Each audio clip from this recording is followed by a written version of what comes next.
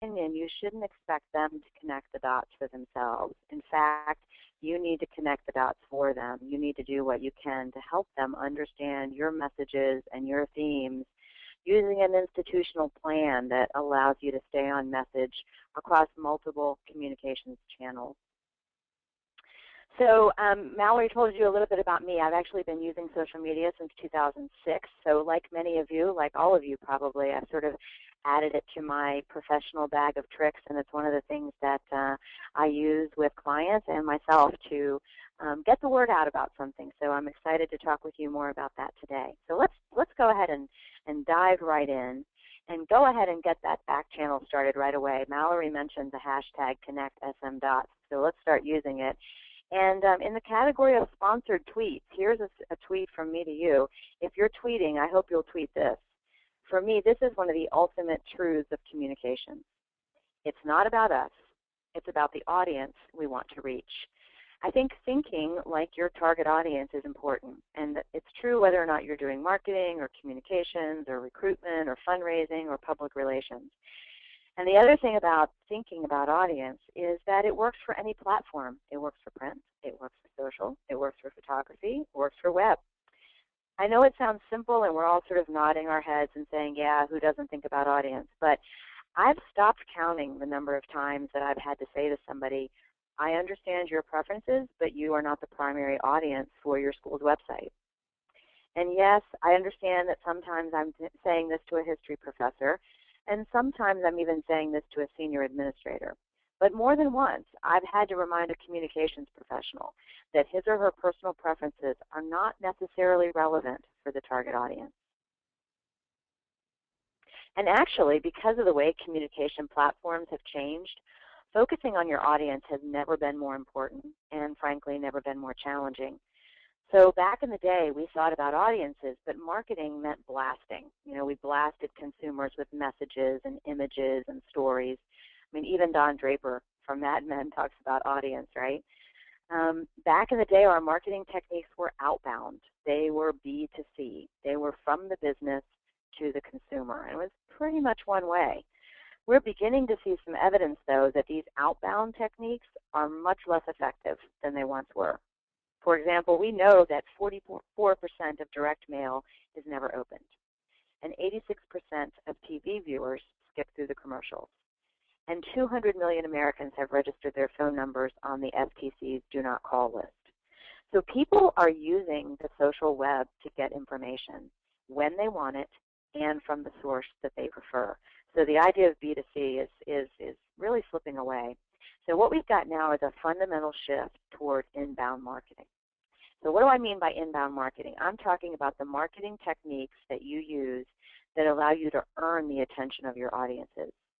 And you do this by making your brand easy to find and producing content that your audiences value. And I think there's no better way to earn the attention of your audiences than social media. Social media is a wonderful inbound marketing tool.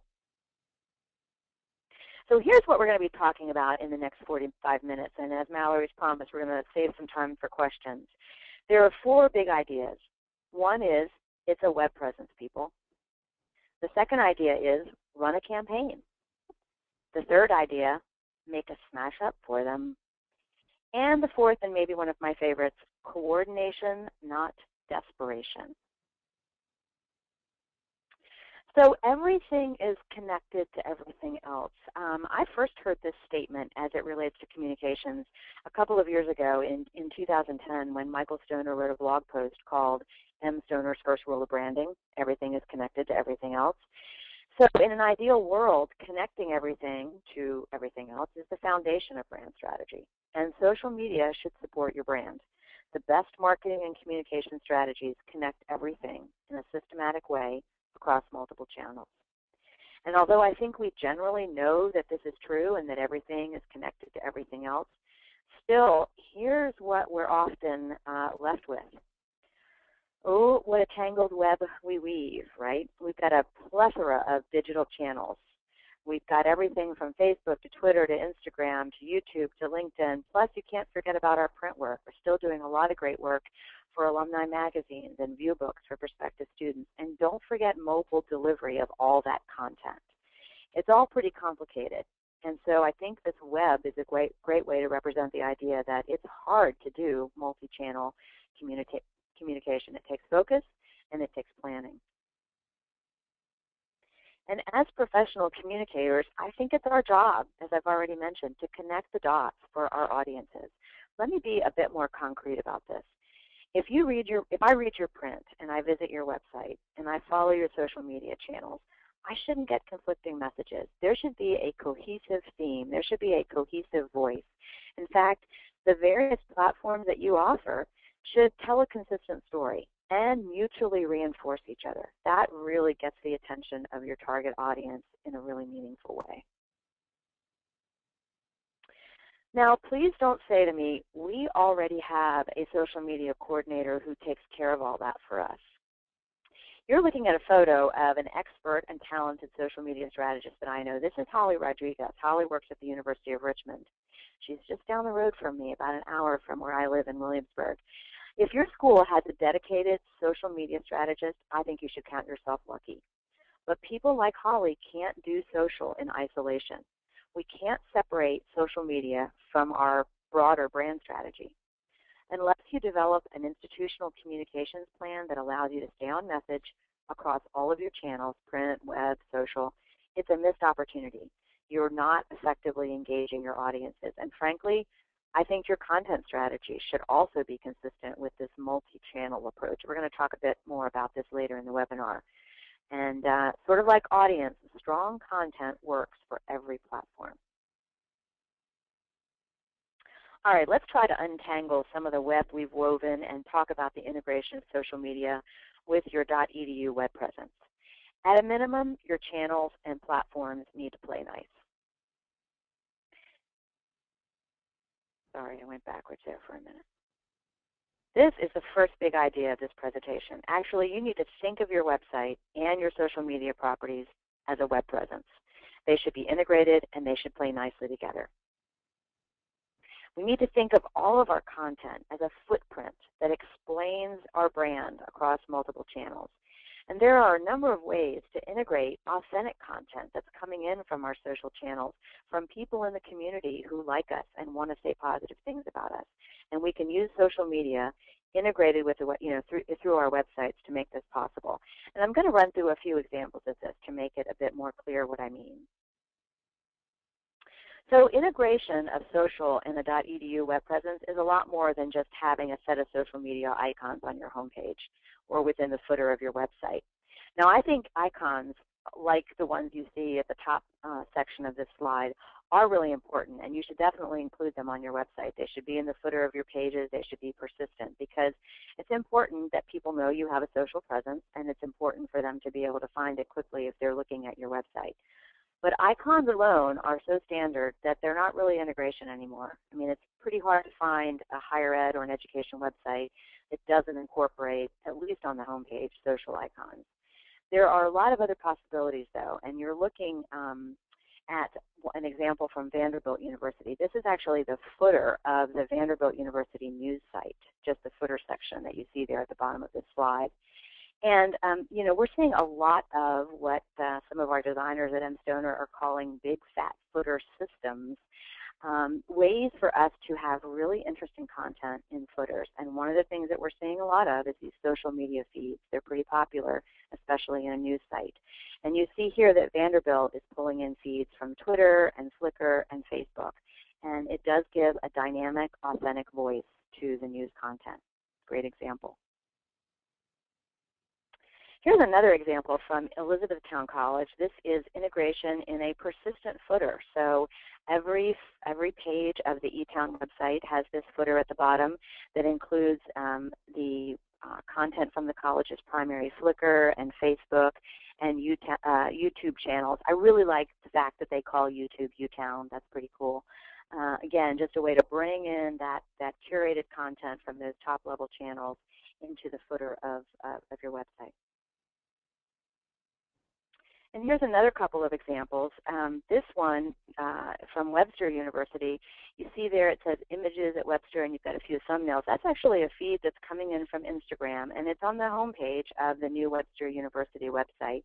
Webster's new site launched back in October. It's a responsive design. It's a beautiful new site. And the social strip that I'm showing here, it appears just above the footer.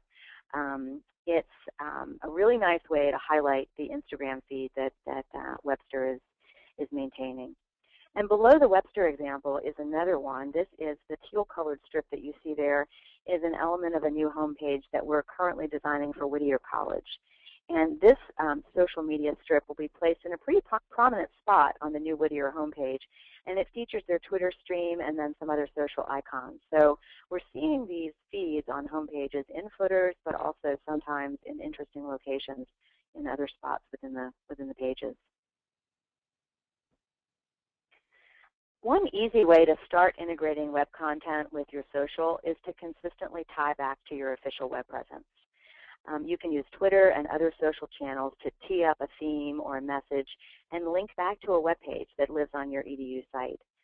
Remember that, those of us who do this work all the time, we feel frustrated by the fact that we're producing all this good content and people aren't necessarily coming to it. It's okay that we have to remind people to visit our site and invite them to come in and look at our content.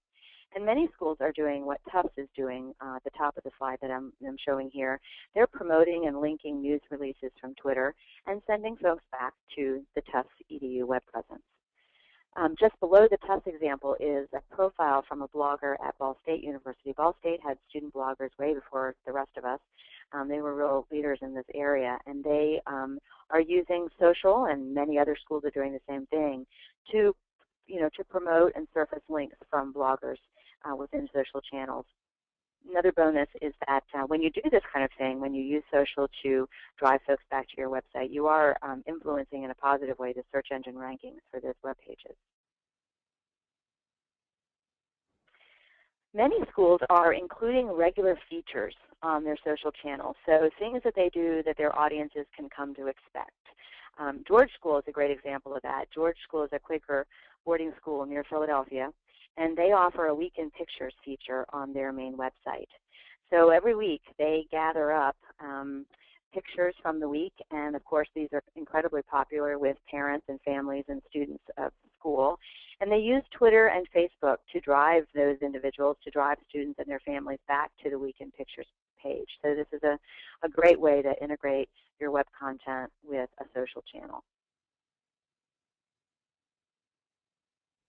Here's another example, one that I know well from the College of William & Mary. This is a real opportunity, I think, the idea that we can integrate print and web and social. And I think the William & Mary ampersand box is a good example of that.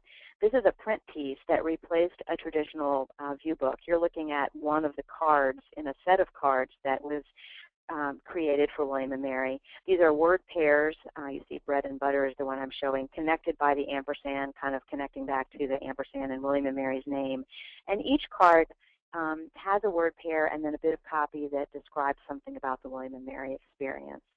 And the content that you see there, I'm going to point out the fact that you see a custom URL on each of those cards, and students can go to a companion website that's at ampersandbox.wm.edu and learn more about a particular word pair, see more photography, and even have a chance actually to submit a word pair of their own. And William & Mary is using social media to promote the site and to promote the viewbook, not only to prospective students, but also to faculty and alumni, and giving more than just prospective students within the community a chance to create a word pair, again, a chance to have that authentic voice from people who are living the William & Mary experience presented to prospective students.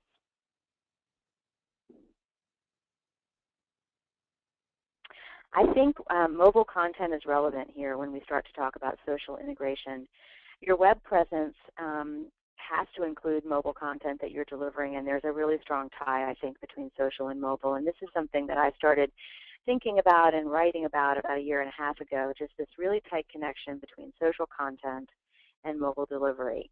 And I think, to kind of explain this a bit, there are two facts that I would highlight. One is people are always on their smartphones. even at home when they're not mobile.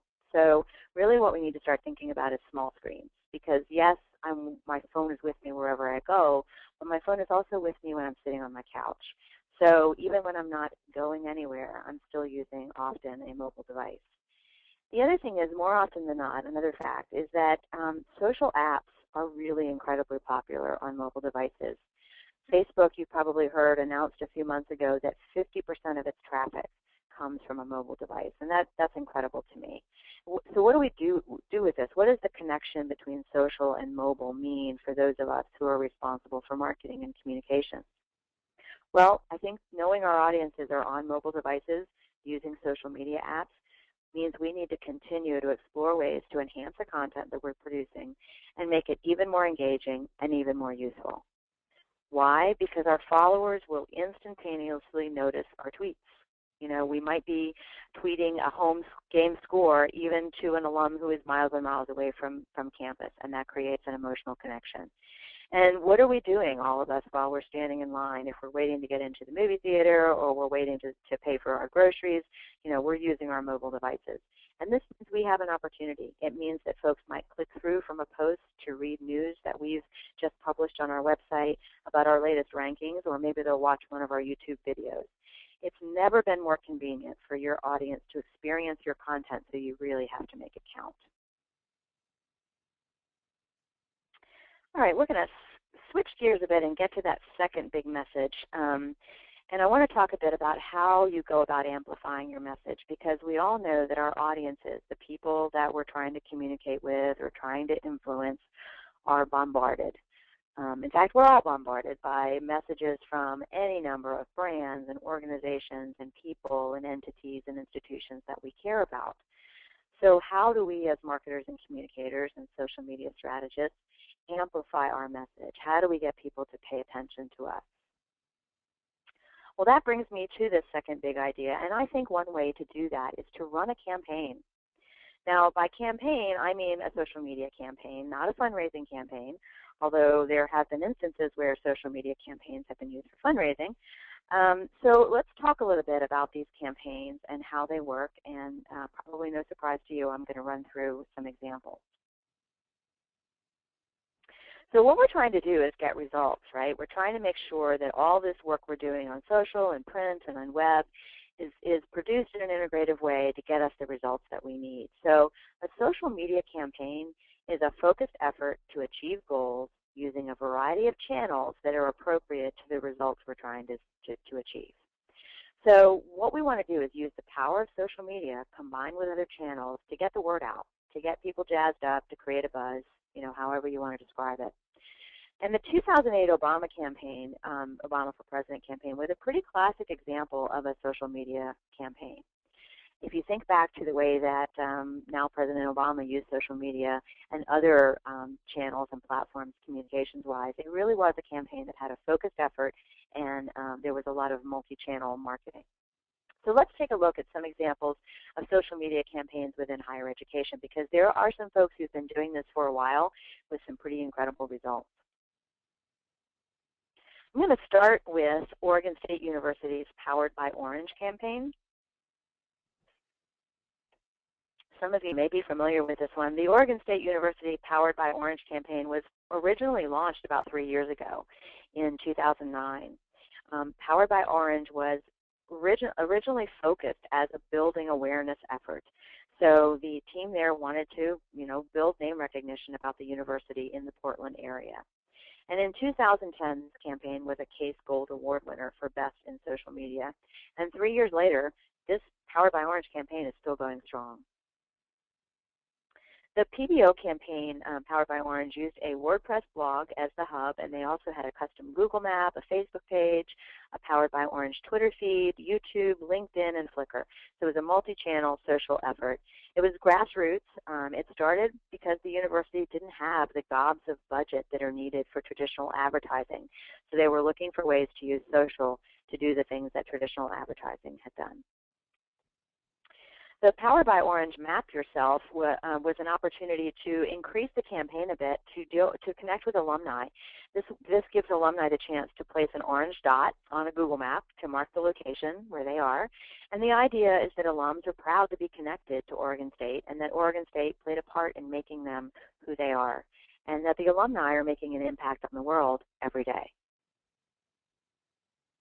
The Powered by Orange campaign is pervasive. It really, it's funny, it started as a social campaign and it's really a brand campaign now. The Powered by Orange graphics were added to buses and light rail and t-shirts. And if you take a look there at the bottom left corner, an example of a meme by faculty at Oregon State. You know your brand and your social campaign is strong when faculty are using it as a meme. You'll see that the Powered by Orange theme, Furloughed by Orange, was altered by the internal community when budget cuts required furloughs on campus. So pretty good example that this thing was very pervasive and quite an impressive effort. Another campaign I'd like to highlight for you comes from Nazareth College. It was an incredible campaign called the Flight of the Flyers, and it was conducted by, as I mentioned, Nazareth. They're located in Rochester, New York. Nazareth College produced the Flight of the Flyers campaign and won a 2009 Case Gold Award. The point of this campaign was to connect alumni to Nazareth and to each other. The campaign started actually in 2007, so 5 years ago, probably more than 5 years ago, with a goal of increasing the number of people who attended reunions. And the intent was that they would do this campaign in 2007 and have an impact on the numbers who came back for reunions in 2008. So Nazareth started out by sending these stuffed golden flyer mascots to alumni in the reunion classes, and they invited them to forward the birds to other alumni that might come to the reunion. And they kept track of the miles that the stuffed flyers traveled. So during year 2 of this campaign, Nazareth alums also had the option to take photos of their golden flyers in a location and check in on a Google map. And Nazareth used Facebook groups for the reunion classes, and the numbers at the reunion events have been steadily increasing because of the Flight of the Flyers campaign. Later on, alumni could use this web form to request a mascot. So maybe you didn't belong to a reunion class, but you wanted to get in on the fun. Or you could print one out so that you could photograph yourself with it and send it to another alum. What you may be picking up here, especially from the quote that was from Carrie at Nazareth College, this was a bit wacky. And this is sometimes a really important characteristic about social media campaigns. They're fun, they're interesting, there's something a bit different, there's something humorous, there's something wacky. And apparently when planning this campaign, there were some early concerns that perhaps older alumni wouldn't want to participate, wouldn't want to be part of the Flight of the Flyers. And remember, when this campaign started, nearly probably more than 5 years ago, social media was not as mainstream as it is right now. You couldn't just call your neighbor down the road and find out how they were handling social. You had to figure out who else was even using it for central communication. So these results are pretty incredible. And back to the idea that older alumni might not participate, the results that Nazareth saw didn't bear out those concerns. In fact, the top 3 classes for flyer miles were the classes of 59, 64, and 74. So people that were ranging in age from 57 to 72. And here's where I always say, my mom's on Facebook. So the idea is that if you give me something interesting, if you give me a benefit that I can't get any other way, and for my mother it was seeing pictures of her grandchildren, you will use a social tool and you'll use a new technology to connect and to communicate. So the final social media campaign that I'd like to talk about is one that I'm pretty familiar with. During the time that I was at William & Mary, the college conducted a mascot search, and I directed the communications. The president of William & Mary, Taylor Reevely, wanted to engage alumni and current students, and he wanted to launch a mascot search campaign that would be fun. So I persuaded the administration to run a social campaign because we had some pretty excellent results using social media when we were relaunching and redesigning the William & Mary website. We had used social to be very transparent about the web redesign, and we figured we could do the same thing with the mascot search. So we decided to run it in a very open way, and we used social to involve thousands of people in the search. It was so successful that it resulted in a lot of earned media for William & Mary. This campaign was a 2010 Case Gold Award winner. So William & Mary had a website, which was the slide that you saw just a moment ago, the wm.edu/mascot. But we also used Facebook and Twitter and Flickr and YouTube to engage and inform the community about the fact that we were having a mascot search at all. There was broad engagement, and we created a lot of buzz around the idea that we'd be looking for a new mascot. Later on, we encouraged people to suggest ideas for mascots, and we used social to make that happen. We used social media to allow folks to give comments and feedback about 5 of the mascot finalists that William & Mary narrowed down to. During the time that we ran this campaign, we had more than 800 mascot suggestions, and in a 30-day period, more than 11,000 people gave us feedback about the 5 mascots that William & Mary was considering. And William & Mary even used social media to do an internet launch of the new mascot. So the way that you found out that William & Mary's new mascot would be the Griffin was to either attend a campus event. We had about 700 people in William & Mary Hall, but you could also find out on social media. In fact, probably the fastest way was Twitter. We had engaged alums and parents and students and fans that weren't in Williamsburg around this search, so we wanted them to be able to take part in an announcement. So at the same time that the Griffin appeared, we also simultaneously announced it on a YouTube with a video and many other social channels. Pretty good metrics on this one. On launch day, the mascot search site had more than 21,000 hits, and there were 12,000 views of the YouTube announcement on launch day. And pretty exciting for the internal mascot communications team was that the WM Mascot hashtag trended in the DC area for about 24 hours. So really fun, really exciting social campaign.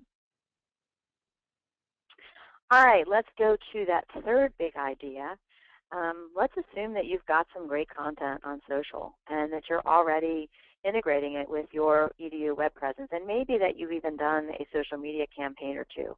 What's the next step? How can you present your web and social content in yet another way? Well, one option is to create a place where you bring lots of different content types together. So maybe you make a smash up for them, sometimes called mashups, right?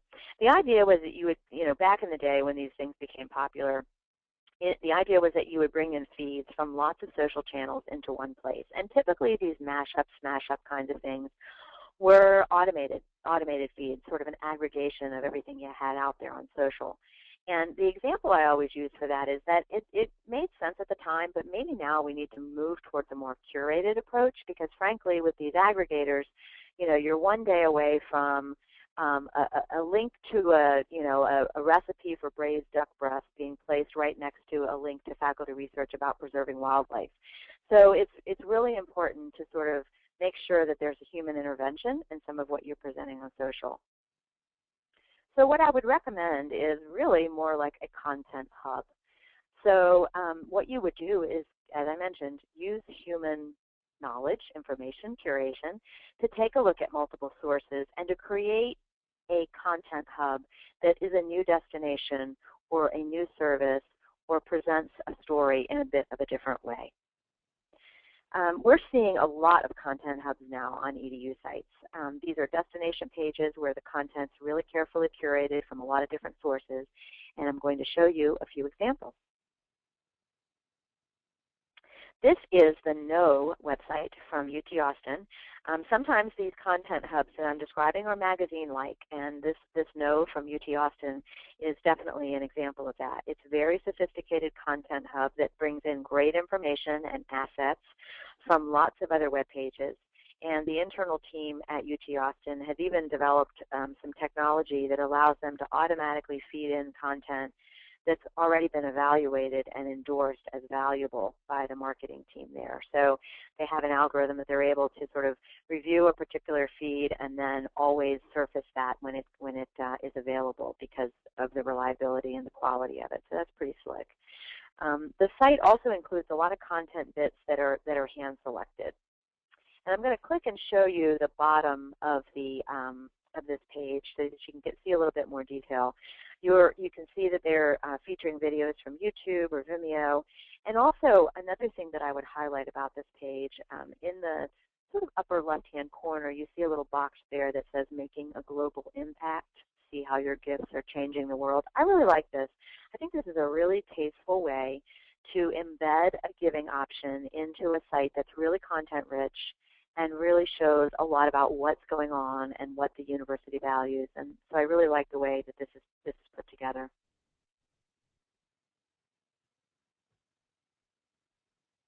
This is another news magazine destination site from Tufts University in Boston. This is Tufts Now. This content hub was launched about 2 years ago, and it's the university's one-stop shop for a one-stop location for news and events, social media, blogs, videos, photography, and more. And the purpose of Tufts Now is to make it easier to find what you want and share what you like all in one place. What's really cool, I think, about the Tufts Now Content Hub is that it's fully integrated with the Tufts homepage. So, you can note the story that I'm showing here about the field hockey win as in the main photo well of Tufts Now. Now I'm going to click and show you the Tufts homepage. So you have a really clean, compelling homepage here with a wow factor. And you can see that the same story is featured there. So if I land on the Tufts homepage and I see the field hockey wins national championship page, and I happen to take these screenshots earlier so that you could see this example, when I click through from the homepage, I'm taken to Tufts Now, and then I can get that rich detail and more photography and more information about the story. I think this site is really genius. Another thing I would like to point out about this one, just below that main photo well, you'll see some tabbed areas, featured stories, photos, videos, Facebook, Twitter. The tab structure on news sites is becoming pretty standard, and it's a way to just have a lot of content and present it in a way that people can sort of filter to what they would like to see using those tabs.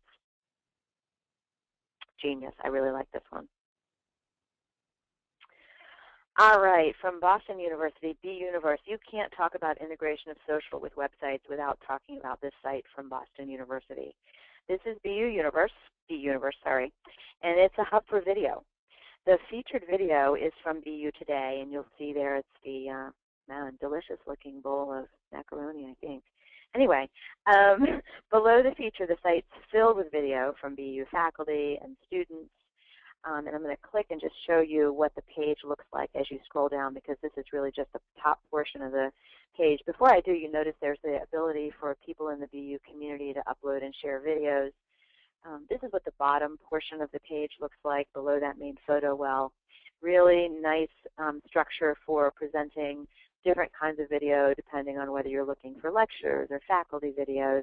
And a really nice tagging, pretty sophisticated tagging system that's going to let me filter videos by category. So maybe I want to see things about food, or maybe I want to see videos about nanomedicine. Regardless, it's all here for me on this B-Universe site.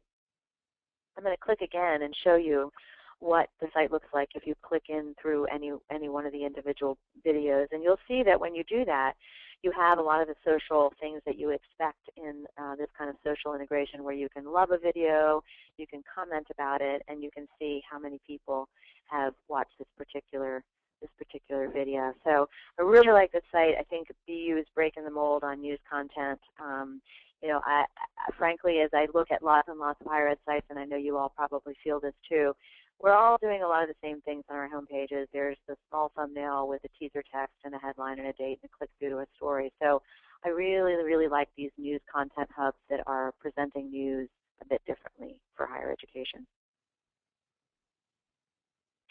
All right, let's talk about social directories, because that's kind of another sort of hub.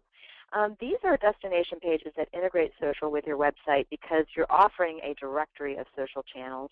We all know that we're not just maintaining one website or one Facebook page or one Twitter feed. Lots and lots of organizations and units and departments on our campuses are offering social channels. And so how do you find them all? One way is through a social directory, and this is an example from Carnegie Mellon. It's the social media directory, and it offers a pretty clean and easy way to view the central university level channels first. You see those are the larger icons, and those are the ones that are the officials. And then a list below that of schools and colleges within the university. I'm only showing a portion of the page here. If you were to go and look at it and scroll down a bit further, you'll see that this directory also includes social icons for departments and centers and other institutes at Carnegie Mellon. So a really nice way for your people who care about you or want to find out more about you to see what their options are. Here's a similar example from Notre Dame University. This is the nd.edu/social. It's their social directory. Again, a really clean way that allows you to present a lot of content. I'm just showing a portion of it here, but if you go and look at the site, you'll see that it presents the social channels in a really nice grid-like format that's really easy to parse and easy to see who's got what, who's got YouTube versus who's got Pinterest, and be able to find them all. All right, let's go to our fourth and final big idea, and that is, how do you stay on message? How are you certain that across these multiple channels you're telling the same story or expressing the same kinds of themes and brand platform? So let's assume that you already have a brand platform, and let's assume that you have a visual identity system in place. If you do, I think one of the most important things you can do is make sure that the communicators across campus are communicating. And I'm going to say that again, and I'm hoping that one or more of you will tweet it. We need to make sure that the communicators across campus are communicating, and I mean with each other. I know that's tough, but we really need no silos. We really need to break down the silos, and it means that those with the word communications in their title are supposed to be coordinating with the other people who have the word communications in their title. I know it's hard, especially when you're in a large university with lots of different offices, but it's really the only way that we can be sure that we're presenting an integrated voice and an integrated message. So here's some ideas. Focus on content. Here's what works. Story or message first, platform or channel second. You want content that's flexible enough to be used in different ways across different channels. And if you prefer to think of this as COPE, create once, publish everywhere, that's cool. I tend not to use COPE because it sounds like I'm coping, and that feels like not so positive to me. Where I feel like content and focusing on it and making it flexible is really the way to go. So let me say this again. If you've attended any of my other webinars, you know how strongly I feel about content strategy. Exceptional content works for all platforms. So over these next few slides, here's another idea for how you might have campus coordination, not desperation. Editorial calendars. I'm hearing more about these. On the next few slides, I'm going to be showing you the approach that's used at UT Austin for their web and social content. They're using an editorial calendar to coordinate and plan ahead for their web features and what they're going to be pushing on social. So doing this as a way to make sure they're on message, make sure that one unit knows what the other's doing, and that they can actually help each other out by cross-promoting what's important. So these editorial calendars are particularly important, I think, in large universities where there's a pretty decentralized approach to communications. So I'm going to click through these next few slides and just show you the April 2012 version of UT Austin's editorial calendar. And you can see they start by making sure they know what carousel stories they're going to be promoting on their homepage and within the Know website. And as you look at these, again, more carousel stories, and then we get to social media pushes, and so the connection between the web and the social, you probably realized as you're looking at these slides that this takes a lot of coordination. And you can imagine the number of conversations and maybe even meetings that have to happen to put something like this together. But it's just, it's just about getting into the habit, right? Getting the communicators to communicate about communications plans is a good thing and something I recommend. So another lesson that we can learn from UT Austin is from their social media collaborative. This is a Facebook page for a group of more than 400 last time I checked, of people who manage social channels for the university. They meet regularly, they exchange ideas, they share best practices for social, and they're using social to communicate with each other, which makes a lot of sense. The Central Communications Office at UT Austin is offering this service, this Facebook page, and monitoring it and posting great content. They also offer a social media boot camp for people who are new to social and new at managing channels that represent UT Austin. So again, another great way to make sure that your social channels are consistent with whatever your brand platform is. Similarly, UT Austin is not alone in their goal of supporting a campus-wide approach to social. Another thing many campuses are doing to encourage integration and breaking down silos is to offer sites that share tips and best practices. And this is an example from Colorado State University. The team at Colorado State has combined a site that has info about social policies and also suggestions for using social media effectively. All right, let's wrap up with some recommendations. Here's what's a good idea. Create partnerships with other campus units. Focus on your web presence. Make sure that you think about website and social and the integration between the two. Produce great and flexible content. It always makes things easier. Determine the purpose and the relevance and the importance of each platform. You can't do everything. You can't be distracted by every bright, shiny object that comes along. And if your goal is to attract parents and engage them and maybe even increase parent fundraising, don't be distracted by Tumblr just because it's new and different. It's not going to reach your audience because parents are not hanging out on Tumblr. Another bullet point here, integrating social content with your website and with print collateral whenever you can. Again, everything is connected to everything else. And then finally, if you leave with one thing today, I hope it's think of social as only one element of your marketing and communication strategy. It's not a separate thing. It's part of your overall plan for communication. So it's that time for a little bit of bonus material.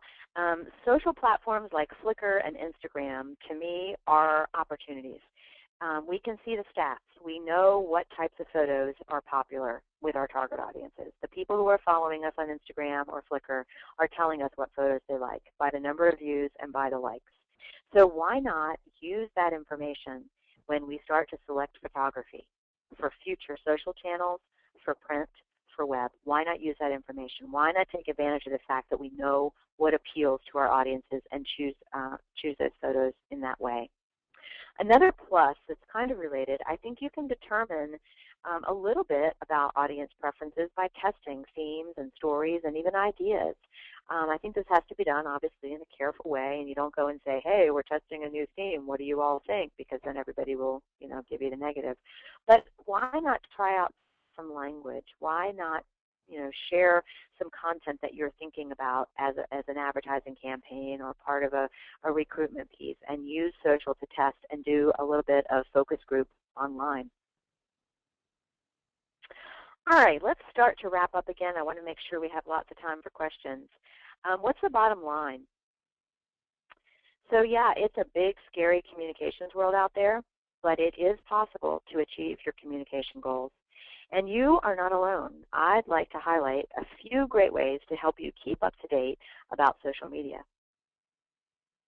So the first recommendation that I have is that the CASE social media blog is an excellent resource. CASE is the Council for the Advancement and Support of Education. A lot of you, I'm sure, know it and are members. The posts are written by people who work in higher ed, and CASE is also hosting social media chats on Twitter, and they're focused on a particular topic. And you'll note from the blog post that I'm showing here that there was a recent chat about content curation. So again, really highly recommend the CASE blog as a place to get good stuff. There's a lot of ideas, a lot of examples of how higher ed and other educational institutions are using social media. And if you're planning to attend a conference in 2013, I recommend the CASE Social Media Conference. It's going to be in April 2013 this year in Cambridge, Mass. It is a super conference. I chaired it last year. This year it's going to be chaired by Patrick Powers from Webster University. It's a great, great conference bringing together marketing and communications to people who do social, and it's a wonderful opportunity. So I hope that many of you will take advantage of it. Another way to get ideas for social content is to visit EduUniverse. EduUniverse is a network that's sponsored by mStoner. This is a gift from us to the education community in 2011 to celebrate our 10th year in business. It's a site that's filled with ideas and best practices and new ways of thinking from you. You can go, create a profile, upload content, upload your blog post, your slide presentations, and see what other people are sharing on EduUniverse. There are about 650 people who work in the education space who've already created profiles, and 1,500 posts about, and a lot of them revolve around social. So that's another good thing to check out. And speaking of universes and worlds, the best of both worlds now includes Higher Ed Live, because Higher Ed Live recently merged with EduUniverse. In case you're not familiar with it, Higher Ed Live is a weekly live show that covers many topics of interest to communicators in higher ed. I think it's on tonight at 7 p.m. There's also a show called Higher Ed Live Admissions and Higher Ed Live Student Affairs. So I recommend tuning into those. You can watch them live, but if that doesn't work for you, you can also watch the videos on demand. A recent Higher Ed Live episode featured Terry Flannery from American University. You all may know Terry. She was behind the WONK advertising campaign that is part of American University's brand platform and strategy for communication. So that's one to definitely go check out when you have an opportunity. And one final way to increase your own knowledge about social, and this one is in the category of sneak peeks. This is the cover design for a new book called Social Works. This is a book of, 25 case studies. Many of them were written by people, in fact, most of them were written by people who work on campuses who've either run social media campaigns or observed them and been inspired by them. So this is a book being published by mStoner that has that pulls together what is currently scattered across a lot of different websites and blogs and white papers. So a way for you to read some case studies about who's getting great results in higher education with social media. And I am at my final slide. So we have some time, and Mallory, I'm really curious about the back channel and what you're hearing and what questions have come through. Absolutely. All right. So actually, I would love to read out a few of my favorite tweets from the back channel, Susan, if you don't mind, before we get into questions. Great. Yeah, let's do that. So there, I wrote two of them down. The first one is from Deborah Edwards Honoro, who is at Red Crew on Twitter. She tweeted, "Social media should support your brand. There should be a cohesive theme in your channel." And I loved that. That was absolutely, the point of this webinar, and, just a message that you kept reiterating, Susan, so that was great. And then at Trish_Harrison tweeted, "Social and mobile go hand in hand. 50% of Facebook traffic comes from mobile devices. Make content count." And I loved that last part. Make content count. It's so true. And then you just mentioned your COPE strategy, which Michelle Harvey just retweeted. COPE being create once, publish everywhere, like you had just said. So those were three of my favorites from today. And we do have some questions for you, Susan. So the first question: what do you do about bright, shiny object syndrome? Many of us are working on small teams with limited resources, and particularly when you don't have a social media strategist, it's hard to maintain a presence on multiple channels. So what is your advice? Yeah, that is really tough, because I think what ends up happening, just to speak frankly, the person who often gets that bright, shiny object syndrome is your boss or senior leadership on your campus. And I think they have the best of intentions. They hear about a new platform, they hear about a new opportunity, and they think, oh, should we be doing that too? And they run into your office or send you an email and tell you. And the challenge is that you have to do some education on your campus. You have to be a social media evangelist. Unless you're living and breathing social media every day, you don't really understand as much about what's required. And I think we have an obligation to explain to our teams and our senior leadership that social media takes time. Yes, it's free, but it's free like kittens, which means that you do need to spend time and resources on it. It takes human capital to do it well.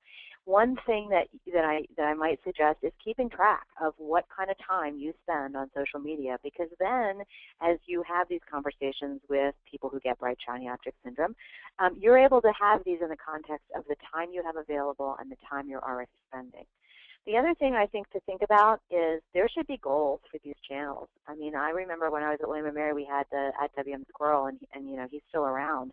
But folks, he was fun, he was cute, he was sweet, but there was a reason for him. He wasn't all about fun. And I think when you use social channels, you need to have goals in mind. You need to have audiences you're trying to reach and metrics that you're trying to get. So one thing is to track that stuff, to know what you're doing and what's working well, and to make sure that your boss understands, or whoever's suggesting this understands that time away from one that might be pretty effective and might be reaching the audience that you want to reach may not be a good idea. So, just kind of bottom line, I know how hard it is, but it's a continual education process on our campuses, and we shouldn't get frustrated by the fact that we're the experts and people need to have us explain why some things are a good idea and some things aren't. All right. Our next question comes from Deborah Krosner, who says that she's heard Twitter is making it more difficult to keep a live stream on your website due to new restrictions. Have you heard of that? And if you have, do you know any strategies how people are addressing this? Okay, my first response is, oh dear. Okay, so let me make sure I heard you right, Mallory. You said that there's some changes within the Twitter API that are affecting the capability of streaming that within a website. Yeah, it sounds like that's what Deborah is saying, and she did just send another message saying yes, that's what she's heard. Right, right. I think that I know what I'm going to be doing as soon as this webinar wraps up, because I'm interested in finding out more about that. If it's true, my stomach is sinking a little bit, because one of the values to all of us who are spending time on social is that authentic voice and that content. And we have lots of people out there who are saying what's true about us, good, bad, ugly, and different. And it's important for that to be part of what's going on when people are hearing about us, and it's part of authentic, communication. So I'm disappointed if that's true. I'm hoping it's not, and I'm thinking there are going to be some really smart people who are going to help us figure that out. But let me see if I can find anything on that, and maybe we can try to address that too, Mallory, and when I do my blog post with some of these questions that we may not get to. Yeah, absolutely. That makes sense. Sorry I don't have an answer right now. Well, I think that following up on the blog would be great, and Deborah is saying that this came up at her last position at a nonprofit, and so their agency had to find a workaround. So she's going to do a little research too. And hey, Deborah, if you do find anything out, make sure you leave a comment on the blog post that Susan writes in the next couple of days, so we can get that information. So that's great. I love it. Second, or I guess this is the third question. My college does not have a social media strategist. We don't have a person whose primary responsibility is social media communication. Are we at a disadvantage? What should we do to try and compensate? Yeah, that's a really great question. You're not necessarily at a disadvantage. Here's what I would say about that. I think right now, and I think I said this earlier, if you're lucky enough to have a social strategist on your campus, you are really lucky, and you should take advantage of that individual. It is important to have somebody dedicated to something that you think is important, because frankly, whatever we pay attention to is what we do a good job at. And so if you have a social media strategist, you're more likely to pay attention to social media. And we do a research project every year with Slover Lynette that's sponsored by CASE. So it's an mStoner CASE Slover Lynette white paper on social media use.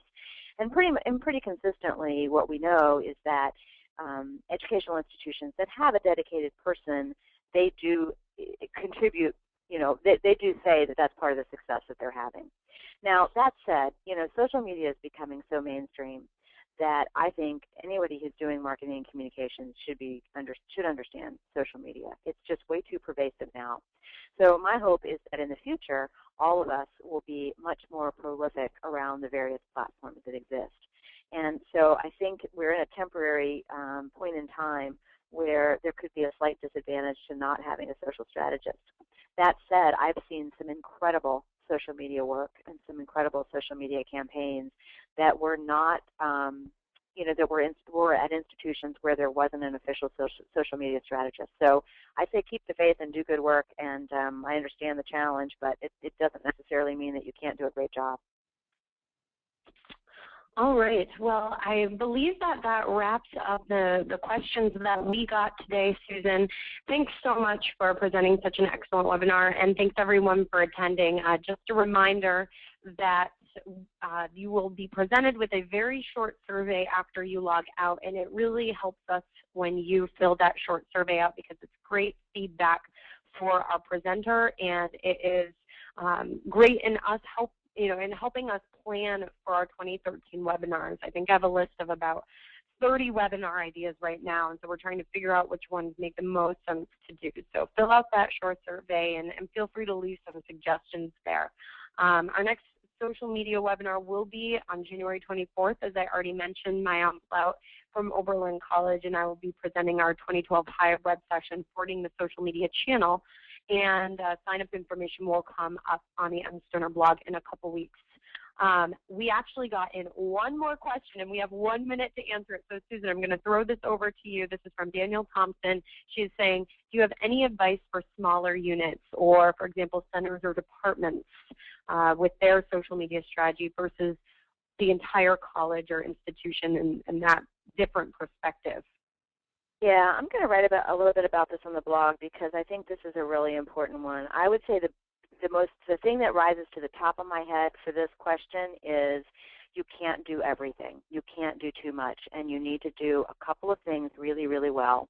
And that means that you need to figure out who is the real primary audience that you're talking to. And don't tell me it's faculty, staff, students, legislators, donors, parents. I mean, it can't be all those people. You need to figure out really what the purpose of your channels are, who you want to speak with, and pick the social platform that you know those people are hanging out in. Because you just simply don't have the time and resources to do everything well. And so you have to rely on metrics and goals to help guide your way. All right. Well, that's a really great advice, Susan. Thanks. And I'm even looking forward to reading your response on the blog to that one. That'll be really, really interesting. So, all right, everyone, it's 3 o'clock. Thanks so much for joining us, Susan. Thanks again for presenting. And hopefully we will see you in 2013 at another one of our webinars. So thanks, everyone, and have a great rest of your day. Happy holidays.